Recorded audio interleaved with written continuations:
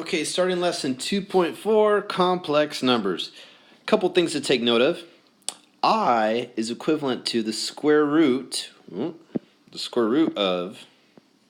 -1. And if we square both sides, then we get this. All right, so I squared is equal to -1. I is referred to as an imaginary unit. Okay, standard form for a complex number is a plus bi. So the I piece comes second. All right, example 1, write the complex number in standard form. All right, well, first thing I have 3 plus. Now, since there's a negative there, whenever you see a negative inside the square root, that means you could pull out an I. So this is the square root of 16 times I. All right, an I is on the outside of the square root. And then now, what's the square root of 16? It is 4. So it's 3 plus 4i. All right, next one. I have 1 plus the square root of 8 times, once again, I. And I is on the outside of the square root. All right. And square root of 8, that could be broken down into 2 times 4, 2 times 2, so I have a pair. So that means I could pull out a 2. So I'm going to have 1 plus 2, which is from the pair that I had. And then what do I have left over? The 2, that remains inside. And then I have I on the outside. All right, so that's a plus bi. Standard form for a complex number. All right, now I have -4i squared. I squared is equivalent to -1. Then I have plus 2i. -4 times -1 is 4, so 4 plus 2i. All right, a plus bi. Done. On to the next example. Perform the addition or subtraction and write the result in standard form. Okay, parentheses don't do much here. I have to distribute this negative though. So I get 3 plus 2i minus 6 minus 13i. Alright, so I have 3 minus 6, which is -3. And I have 2i minus 13i. It's just like 2x minus 13x, right? Just think of the I as a variable. So I end up with -11i. Alright, a plus bi form, we're done. On to example 3, perform the operation and write the result in standard form. Okay, I'm going to have to do FOIL here. Right, just take your time working it out. I get 12 minus 18i minus 4i plus 6i squared. Okay, so I'm going to reorder these terms. I got 6i squared. And I got the -18i minus 4i, that's going to be -22i. And I have plus 12. Okay, I can replace the I squared with -1. Then I have minus 22i. Then I have plus 12. Alright, so I end up with, combining like terms, I have -6 plus 12, that's going to be 6. And then minus 22i. Alright. Standard form, a plus bi. Example 4, write the complex conjugate of the complex number, then multiply the number by its complex conjugate. Alright, so for part A, what is the conjugate? The conjugate is simply taking the complex number and changing the operation between a and bi. So the conjugate will be -3, and what's the operation between the two terms? Plus initially, so the conjugate is going to be minus. That's the square root of 2 times I. Okay, and now it's asking me to multiply the two of them. All right, here's one important thing to take note of. Whenever you're multiplying conjugates, you could save yourself a little time by understanding this fact. Okay, I'm foiling here. Right? But when I'm multiplying conjugates, I don't really have to FOIL. All you have to do is multiply the first terms and multiply the last terms. So I have -3 times -3, which is 9. And then I have 2i times -2i, which is going to be -2i squared. Okay, now why did I do that? Because the outer terms and the inner terms, they're going to cancel out anyways. So that's why you only need to multiply the first and last. Only when you're multiplying conjugates, though. All right, then I have 9 minus 2 times I squared. I squared is negative 1. And then I end up with 9 plus 2, 11. All right, going on to the next example.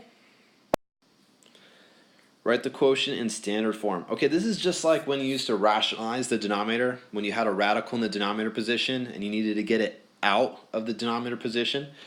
All right, pretty much the same concept here. Now, what are you going to multiply I by to get rid of it? Well, you know that I squared is equal to negative 1. So simply multiply top and bottom here by I. All right, then you get negative 14I on top over 2I squared. Then you can replace I squared with negative 1. You get negative 14I over 2, negative 2. And then you end up with, going to go to the left here, end up with 7I. All right, because negative divided by negative is positive. Watch out for the negatives. All right, now what am I going to do in part B? All right, here I have a complex number. So I'm going to multiply it by its conjugate. All right, change the operation between the two terms. Whatever you do to the bottom, you must do to the top. So I end up with 5 plus 5I over, all right, once again, remember we're multiplying these two. They're conjugates, so all you have to do is multiply the first terms and the last terms. So I end up with 1 minus I squared.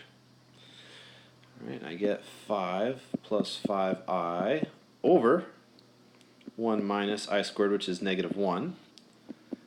5 plus 5I over 2. And we need to write this in the standard complex form. So what's my A? Well, my A is going to be 5 over 2, because I'm just separating this into two separate fractions.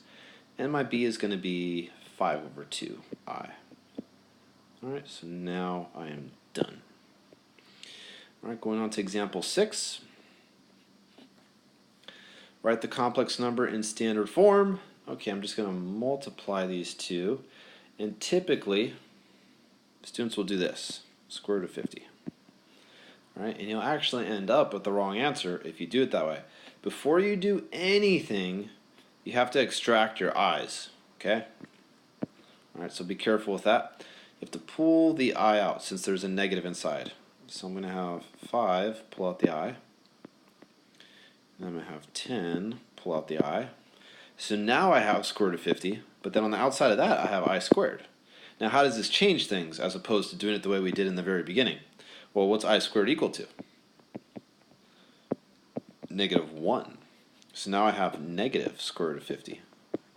And what does 50 break down to? 2 times 25, 5 and 5. So I have a pair of 5s. All right, so you pull out the 5, and you're left with 2 inside. All right, there we go. Done with that one. All right, so watch out for that. All right, remember to pull out the i's in the very beginning. Example 7, the last example. Use a quadratic formula to solve the quadratic equation. All right, so I have this in standard form here, quadratic form.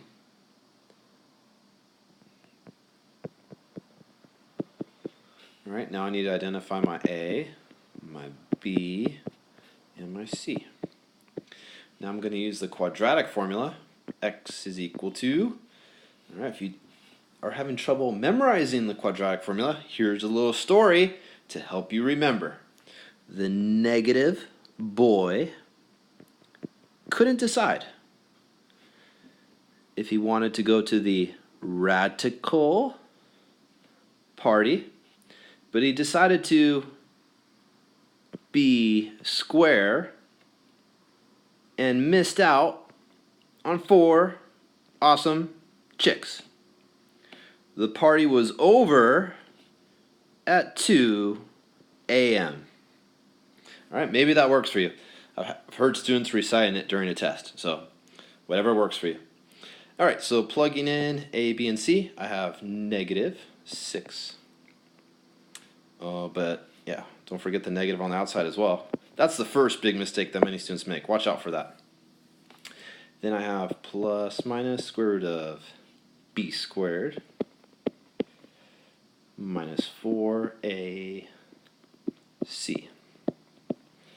over 2 times a. All right, so I end up with